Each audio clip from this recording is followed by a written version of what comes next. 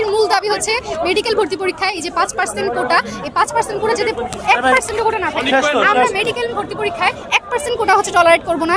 জুলাইয়ের এই আন্দোলনের পর এত রক্ত ঝরানোর পর যে ভাইয়েরা আমার রক্ত জড়ালো তারাই কোটার বৈষম্যের শিকার হচ্ছে। আমরা চাই এই কোটার প্রথার অবসান ঘটুক, ফেসিবাদের কোনো ধারণা বা মতবাদ যাতে আমাদের মধ্যে ধারণা না থাকুক, আমরা সেই প্রত্যাশাই করি। যে কোটার জন্য আমরা রক্ত দিচ্ছি সেই কোটা কেন এখনো থাকবে? জুলাইয়ের আন্দোলন কেন জানুয়ারিতে এসে ব্যর্থ হয়ে যাবে? আমাদের আন্দোলন পুরোপুরি বৃথা গেল। এটা যে কোটার জন্য আমরা আন্দোলন করছি, যে কোটার জন্য এত রক্ত ঝরলো, সেই কোটার জন্যই আজকে আমাদেরকে আবার রাজপথে নামতে হয়েছে। সেটা আমাদের জন্য ধিক্কারজনক।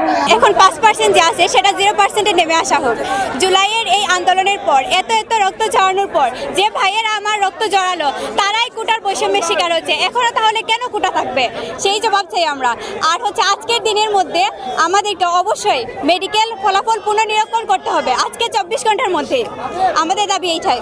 আচ্ছা, আজকে আমাদের মেইনলি দাবি ছিল হচ্ছে মেডিকেল ভর্তি পরীক্ষায় যে 5% কোটা আছে সেটা খুবই অযৌক্তিক একটা দাবি। আমরা চাই এই কোটা যাতে না থাকে, কারণ 5% কোটার কারণে শুধুমাত্র সংখ্যাটা শুনতে খুবই কম মনে হয় যে 5% কোটা, তারপরেও কিন্তু আমাদের দেখা যায় 40 পেয়ে অনেকে চান্স পাইছে, আবার একই জায়গায় 72 পেয়ে 73 পেয়ে অনেকে চান্স পায় না।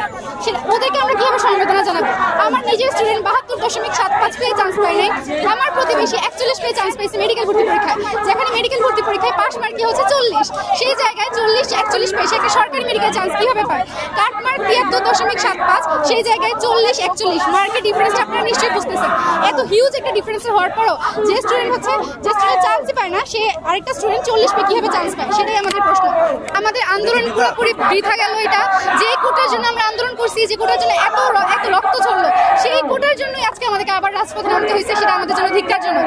আর আমাদের মেডিকেল ভর্তি পরীক্ষায় অনেক ত্রুটি আছে, প্রশ্নে ত্রুটি আছে, উত্তরপত্রে ত্রুটি আছে। আমাদের কর্তৃপক্ষ একদম দায়সারা কাজ কারবার করে, তাদের কোনো দায়বদ্ধতা নাই এমন একটা ভাব ধরে তারা থাকে। তারা কেন মেডিকেল ভর্তি পরীক্ষার প্রশ্নের নতুন কোনো তারা সমাধান দেয় না? মেডিকেলে যে 100টা প্রশ্ন থাকে, 100টা প্রশ্নের সমাধান দেওয়া কি খুব কঠিন? তারা কেন আমাদেরকে সেই 100টা প্রশ্নের সমাধান দেয় না? সেটা হচ্ছে তাদেরকে জবাব দিতে হবে এবং আমাদের মেডিকেল ভর্তি পরীক্ষার সিস্টেমটাই চেঞ্জ করতে হবে। এখানে অনুশীলনের প্রশ্নের ভুল প্রশ্নটাই আমাদেরকে আনসার করতে হয়। কেন? আমরা তো পড়াশোনা করেছি, আমরা জানি এটার আনসার কি হবে। তারা কেন ভুল প্রশ্নের আনসারই আবার নেয়? এখন আপনারা যদি ফিজিক্স কেমিস্ট্রি নাই পারেন, আপনারা যদি জানেন যে সঠিক আনসার কি হবে, তাহলে আপনাদের প্রশ্ন করার কোনো দরকার আমাদের প্রয়োজন আমরা মনে করি না। যে পারে, যে প্রশ্ন করতে পারবে তাকে সুযোগ দেওয়া হোক। আমাদের মূল দাবি হচ্ছে মেডিকেল ভর্তি পরীক্ষায় এই যে 5% কোটা, এই 5% কোটা যদি 1% কোটা না থাকে, আমরা মেডিকেল ভর্তি পরীক্ষায় 1% কোটা হচ্ছে টলারেট করব না। যারা হচ্ছে দিনরাত পরিশ্রম করে, 24 ঘন্টা পরিশ্রম করে, অনেক কষ্ট করতে হয়, আমরা অনেক কষ্ট করে মেডিকেল ভর্তি পরীক্ষা চান্স পাই, একটা সিট পাই। সেই জায়গায় কেউ শুধুমাত্র একটা মুক্তিযুদ্ধের কোটার জেরে 5% একটা কোটার জেরে সে কেন একটা ভালো মেডিকেল বা সরকারি মেডিকেলে চান্স পাবে? আমরা চাই এই কোটার প্রথার অবসান ঘটুক, ফেসিবাদের কোনো ধারণা বা মতবাদ যাতে আমাদের মধ্যে ধারণা না থাকুক, আমরা সেই প্রত্যাশাই করি। আর আমাদের মেডিকেল ভর্তি পরীক্ষার সংস্কার হোক। আমাদের আজকে হচ্ছে আমরা স্বাস্থ্য অধিদপ্তরে যাবো এখন যদি আমাদের আজকের মধ্যে যদি এই মেডিকেল ভর্তি পরীক্ষার পুনর্নিরীক্ষার ফল যদি প্রকাশ না হয়, তাহলে হচ্ছে আমরা পরবর্তী কর্মসূচি আমাদেরকে জানাবো কালকে। যে কোটার জন্য আমরা রক্ত দিচ্ছি সেই কোটা কেন এখনো থাকবে? জুলাইয়ের আন্দোলন কেন জানুয়ারিতে এসে ব্যর্থ হয়ে যাবে?